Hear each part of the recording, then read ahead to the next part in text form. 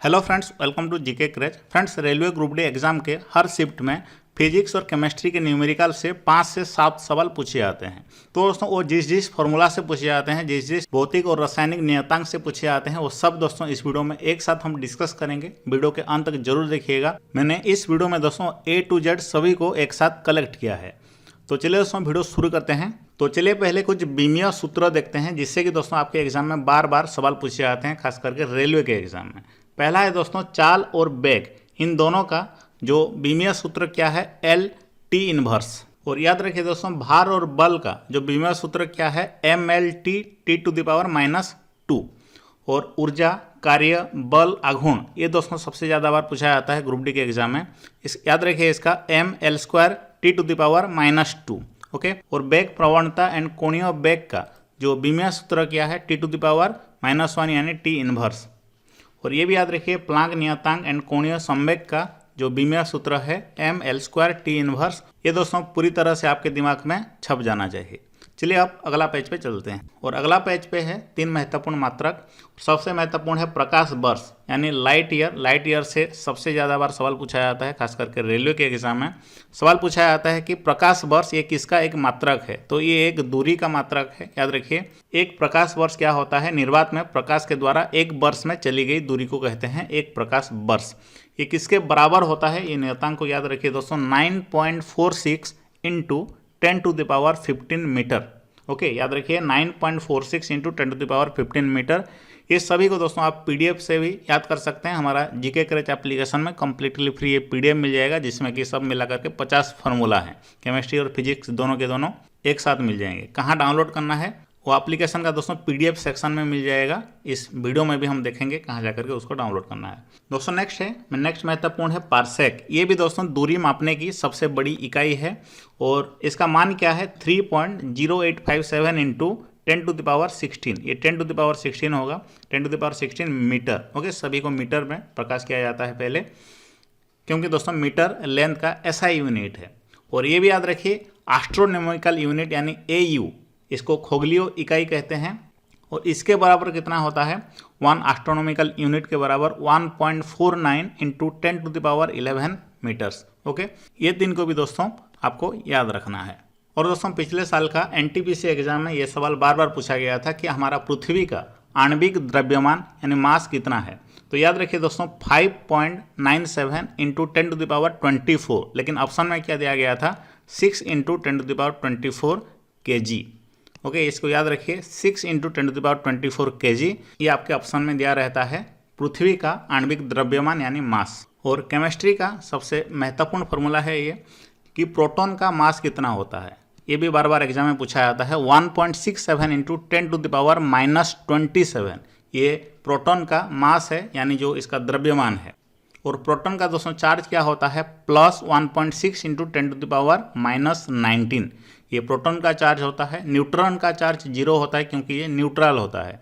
और न्यूट्रॉन का दोस्तों द्रव्यमान कितना होता है, 1.67 × 10⁻27। देखिए प्रोटॉन और न्यूट्रॉन इन दोनों का दोस्तों जो मास होता है यानी जो द्रव्यमान होता है वो समान होता है। लेकिन इलेक्ट्रॉन का द्रव्यमान कितना होता है, 9.11 × 10⁻31। ओके, ये इलेक्ट्रॉन का द्रव्यमान है। और इलेक्ट्रॉन का चार्ज क्या होता है, ये दोस्तों एग्जाम में बार बार पूछा जाता है, -1.6 × 10⁻19। ओके, इन तीनों को आपको किसी भी हाल में याद रखना है। तो बढ़ते हैं दोस्तों नेक्स्ट पेज पे।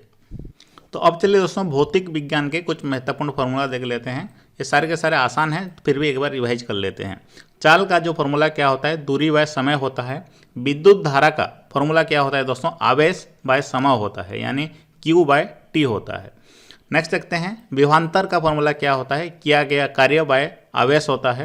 याद रखिए किया गया कार्य बाय आवेश को विभवांतर कहते हैं। और किया गया कार्य का फार्मूला क्या होता है, विभवांतर × आवेश होता है। तो त्वरण का फार्मूला क्या होता है दोस्तों, यानी एक्सेलरेशन का फार्मूला क्या होता है, वेग में परिवर्तन यानी v-u/समय, v-u/t भी इसको कहते हैं। ओके, तो त्वरण का फार्मूला है वेग में परिवर्तन डिवाइडेड बाय समय। नेक्स्ट दोस्तों है दाब का फार्मूला क्या है, दाब का फार्मूला है फोर्स पर यूनिट एरिया। इसका जो यूनिट होता है न्यूटन पर मीटर स्क्वायर होता है, यानी पृष्ठ के लंबवत बल डिवाइडेड बाय या बटा पृष्ठ का क्षेत्रफल, याद रखिए। और ये भी दोस्तों याद रखिए, बार बार एग्जाम में पूछा जाता है, अपेक्षित घनत्व का कोई भी मात्रक नहीं होता है, और घनत्व का मात्रक क्या होता है, किलोग्राम पर मीटर क्यूब, या इसको ग्राम पर सेंटीमीटर क्यूब भी कह सकते हैं। और बल का फॉर्मूला क्या होता है, बल का जो मात्रक क्या होता है, न्यूटन होता है, इसको किलोग्राम मीटर पर सेकंड स्क्वायर भी कह सकते हैं। संवेग का जो मात्रक क्या होता है, किलोग्राम मीटर पर सेकंड। और इससे भी दोस्तों बार बार एग्जाम में पूछे जाते हैं, 1 मीटर इक्वल टू कितना होता है, 10⁻6 माइक्रोन होता है। 1 मीटर बराबर क्या होता है, 10⁻3 मिलीमीटर भी होता है। और 3.2 फीट को 1 मीटर कहते हैं, और 10⁻³ किलोमीटर को भी 1 मीटर कहते हैं।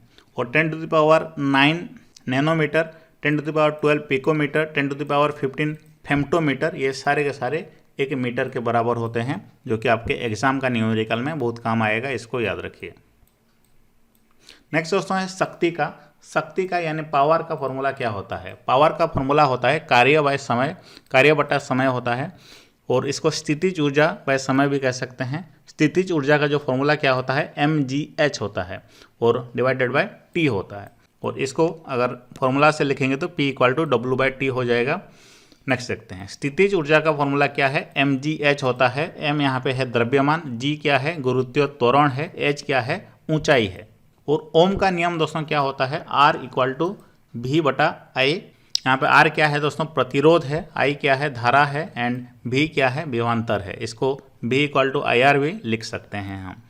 और ये भी याद रखिए, ये भी ओम्स लॉ से ही संबंधित है। R = λ/L/A। ये जो लामड़ा एक नियतांक है दोस्तों, और इसको प्रतिरोधकता भी कहते हैं। और R को क्या कहते हैं, प्रतिरोध कहते हैं। L क्या है, लंबाई है, A क्या है, क्षेत्रफल है। और प्रतिरोध का जो SI यूनिट क्या होता है, ओम होता है। और ये याद रखिए, प्रतिरोधकता इसका दोस्तों क्या होता है, ओम मीटर होता है, SI यूनिट। नेक्स्ट दोस्तों आपको याद रखना है, विभिन्न माध्यमों में प्रकाश की चाल। तो विभिन्न माध्यम में प्रकाश की चाल क्या होता है, देखिए याद रखिए, निर्वात में प्रकाश की चाल होता है 3 × 10⁸, और कांच में प्रकाश की चाल कितना होता है, 2 × 10⁸ होता है। और तारपीन तेल में 2.04 × 10⁸ होता है। और पिछले साल एग्जाम में दोस्तों सवाल पूछा गया था, जल में प्रकाश की चाल कितनी होती है, 2.25 × 10⁸ होता है। तो रॉक सॉल्ट में भी याद रखिए, प्रकाश की चाल कितना होता है, 1.96 × 10⁸ होता है। तो सभी को याद रखना है दोस्तों। ये जो प्रकाश की चाल है, ये कभी कभी डायरेक्ट आपके एग्जाम में हुबहू पूछा जाता है, और कभी कभी अपवर्तनांक निकालने में भी इसका इस्तेमाल किया जाता है। अपवर्तनांक का जो फॉर्मूला क्या होता है, निर्वात में प्रकाश की चाल डिवाइडेड बाय जिस माध्यम में दिया गया है उस माध्यम में प्रकाश की चाल। और एक दर्पण वक्रता की फोकल लंबाई और त्रिज्या के बीच संबंध क्या है, ये भी एग्जाम में पूछा गया था, डायरेक्ट इसी तरह का ही पूछा गया था। R = 2f होता है। और फोकस की दूरी इक्वल टू क्या होता है, वक्रता त्रिज्या यानी R / 2 होता है। ओके, ये आसान सवाल इस फॉर्मूला से पूछा जाता है, जो कि आपसे नहीं छूटना चाहिए। तो और भी सवाल डिस्कस करेंगे दोस्तों, उससे पहले आपको बता देता हूं कि इसका PDF कहाँ डाउनलोड करना है। हमारा एप्लीकेशन को डाउनलोड करना है, इस वीडियो का डिस्क्रिप्शन बॉक्स में लिंक है। उसके बाद दोस्तों ये जो PDF सेक्शन लिखा हुआ है, यहाँ पे साइंस जो लिखा हुआ है, यहाँ पे आना है। यहाँ पे दोस्तों फिजिक्स का सेक्शन में आना है। फिजिक्स का सेक्शन में आपको PDF मिल जाएगा, कम्प्लीटली फ्री मिल जाएगा। और साथ साथ दोस्तों यहाँ पे A to Z कंटेंट भी आपको मिल रहा है, करंट अफेयर, विज्ञान, इतिहास, विज्ञान सभी के मिल रहे हैं। अभी हाल ही में दोस्तों 3000 क्वेश्चन करंट अफेयर के टॉपिक वाइज डाले गए हैं, इसको जरूर एक बार चेकआउट कर लीजिएगा। इससे दोस्तों मेरा उम्मीद है कि आपका रेलवे के एग्जाम में सारे सवाल पूछे जाएंगे। और ये भी मैं वादा करता हूँ कि इसी एप्लीकेशन से ही मिनिमम दोस्तों 45 में से 30 सवाल जरूर पूछे जाएंगे, ये मेरा वादा है, क्योंकि दोस्तों एक भी टॉपिक को यहाँ पे छोड़ा नहीं गया है। इस वीडियो का डिस्क्रिप्शन बॉक्स में लिंक है दोस्तों, जरूर डाउनलोड कर लीजिएगा। आपका ग्रुप डी एग्जाम के लिए ही इसको बनाया गया है। आगे बढ़ते हैं अभी। और लेंस की क्षमता से भी सवाल पूछा जाता है। लेंस की क्षमता यानी P, इसका फॉर्मूला क्या होता है, 1/फोकस होता है। और लेंस की क्षमता का जो यूनिट क्या होता है, डायोप्टर होता है। याद रखिए P = 1/f होता है। इससे भी काफ़ी आसान सवाल पूछे जाते हैं। ओके, वहाँ पे क्षमता दिया रहेगा और आपको पूछा जाएगा कि फोकस क्या है, फोकस की दूरी क्या है। नेक्स्ट दोस्तों है दर्पण का सूत्र क्या होता है, 1/f = 1/u + 1/v। और यहाँ पे f क्या है, फोकस दूरी है, u क्या है, वस्तु की दर्पण से दूरी है, v क्या है, प्रतिबिंब की दर्पण से दूरी है। ओके, इसको इमेज डिस्टेंस कहते हैं, ऑब्जेक्ट डिस्टेंस कहते हैं, इसको फोकल लेंथ कहते हैं। और लेंस का फॉर्मूला क्या है, सेम 1/v, बस क्या करना है, ये जो ऑब्जेक्ट डिस्टेंस से पहले माइनस लगा देना है। तो 1/v minus 1/u equal to 1/f होता है। ये है लेंस फॉर्मूला। यहाँ पे भी f इक्वल टू फोकस की दूरी, e इक्वल टू वस्तु की दूरी, v इक्वल टू प्रतिबिंब की दूरी होती है। और नेक्स्ट दोस्तों, इसी से भी काफ़ी आसान सवाल पूछे जाते हैं। प्रतिबिंब की ऊंचाई बटा वस्तु की ऊंचाई, इन दोनों को डिवाइड कर देंगे तो क्या निकल जाएगा, आवर्धन निकल जाएगा। ओके, इससे काफ़ी आसान सवाल पूछे जाते हैं। वस्तु की ऊंचाई दिया रहेगा, प्रतिबिंब की ऊंचाई भी दिया रहेगा, वहाँ पे बस आपको आवर्धन निकालने के लिए बोला होगा। और आवर्धन क्षमता यानी जो मैग्नीफिकेशन का फॉर्मूला क्या होता है, 1 + d/f होता है। और भी बहुत सारे यहाँ पे छोटे छोटे फॉर्मूला हैं, इनको आपको याद रखना है। चलिए रिवाइज कर लेते हैं। क्षेत्रफल का दोस्तों जो सूत्र क्या होता है, लंबाई इंटू चौड़ाई होता है। इसका विमीय सूत्र क्या होता है, L² होता है। ओके, नेक्स्ट दोस्तों है आयतन का फॉर्मूला क्या होता है, लंबाई इंटू चौड़ाई इंटू मोटाई होता है। और इसका जो फॉर्मूला विमीय सूत्र क्या है, L³ है। वेग एवं चाल का जो सूत्र क्या है, वेग का विस्थापन बाय समय है, चाल का दोस्तों दूरी बाय समय है। और इसका जो विमीय सूत्र है LT इन्वर्स होता है। और त्वरण का फॉर्मूला क्या होता है, वेग परिवर्तन बाय समय यानी LT⁻², इसका विमीय सूत्र होता है। नेक्स्ट दोस्तों है शक्ति का फॉर्मूला क्या है, शक्ति का जो फॉर्मूला है कार्य बाय समय है, इसका विमीय सूत्र है mL²T⁻³ होता है। घनत्व का जो फॉर्मूला क्या होता है, द्रव्यमान बाय समय होता है। ओके, इससे भी काफ़ी सवाल पूछे जाते हैं। और हमने बल को यहाँ पे छोड़ दिया है, द्रव्यमान इंटू त्वरण होता है बल। इसका जो विमीय सूत्र क्या है, mL⁻² है। नेक्स्ट दोस्तों याद रखना है घनत्व का फॉर्मूला क्या होता है, द्रव्यमान बाय आयतन होता है घनत्व का फॉर्मूला। इसका जो विमीय सूत्र है mL⁻³ है। संवेग का फॉर्मूला क्या होता है, द्रव्यमान इंटू वेग होता है। और गतिज ऊर्जा का हाफ mv² यानी हाफ इंटू द्रव्यमान इंटू वेग² होता है। और इसका विमीय सूत्र यहाँ पे देख सकते हैं। गुरुत्वीय स्थितिज ऊर्जा का फॉर्मूला क्या होता है, द्रव्यमान इंटू गुरुत्वीय त्वरण इंटू दूरी होता है। और इसका विमीय सूत्र यहाँ पे देख सकते हैं। दाब का दोस्तों विमीय सूत्र क्या होता है, ये बार बार एग्जाम में पूछा जाता है, याद रखिए mL-1T-2, ये दाब का विमीय सूत्र होता है। और दाब का फॉर्मूला क्या है, बल बाय क्षेत्रफल होगा। आवेग का दोस्तों जो विमीय सूत्र क्या है, mL⁻⁻1, और इसका जो फॉर्मूला क्या है, बल इंटू समय है। और बल आघूर्ण का जो फॉर्मूला क्या है, बल और दूरी का गुणनफल, और इसका विमीय सूत्र क्या है, mL²T⁻²। और अगले पेज पे कुछ महत्वपूर्ण है, क्षेत्रफल का कुछ मात्रक हैं दोस्तों जो कि एग्जाम के पॉइंट ऑफ व्यू से काफ़ी महत्वपूर्ण है। 1 एकड़ के बराबर कितना होता है, कितना गज होता है, कितना फीट होता है और कितना वर्ग मीटर होता है, ये आपको याद रखना है। 4840 वर्ग गज होता है और 43560 वर्ग फीट होता है और 4040 वर्ग मीटर होता है। तो याद रखिए इसको 1 एकड़ के बराबर, ये भी एग्जाम में पूछा जाता है। 1 हेक्टर के बराबर दोस्तों कितना होता है, 2.471 अथवा 2.5 एकड़ होता है। 1 हेक्टर इक्वल टू 2.5 एकड़ होता है। और 1 वर्ग मील इक्वल टू कितना होता है, 1 वर्ग मील यानी 1 स्क्वायर माइल इक्वल टू 640 एकड़ होता है। ओके, याद रखिए इसको 256 हेक्टर भी कह सकते हैं हम। और नेक्स्ट दोस्तों याद रखना है 1 वर्ग किलोमीटर इक्वल टू कितना हेक्टर होता है, तो 1 वर्ग किलोमीटर इक्वल टू 100 हेक्टेयर होता है। ये भी याद रखिए एग्जाम में पूछा जाता है। और दोस्तों कुछ 10 की घात को भी आपको याद रखना है जो कि एग्जाम में पूछे जाते हैं। 10⁻24 को योटा कहते हैं, 10⁻21 को जेटा कहते हैं, सिर्फ इसको जेड से डिनोट किया जाता है। 10⁻18 को दोस्तों एक्सा कहते हैं, 10⁻15 को पेटा कहते हैं, 10⁻12 को टेरा कहते हैं, 10⁻9 को गीगा कहते हैं यानी जी कहते हैं, 10⁻6 को दोस्तों मेगा कहते हैं, 10⁻3 को किलो कहते हैं जैसे किलोग्राम किलोमीटर, और 10⁻2 को हेक्टो कहते हैं, और 10⁻1 को क्या कहते हैं, डेका कहते हैं, याद रखिए। 10⁻−1 को क्या कहते हैं, डेसी कहते हैं। ओके, तो ये डेका से डेसी हो गया। तो 10⁻−2 को सेंटी कहते हैं, 10⁻−3 को मिली कहते हैं, 10⁻−6 को दोस्तों माइक्रो कहते हैं।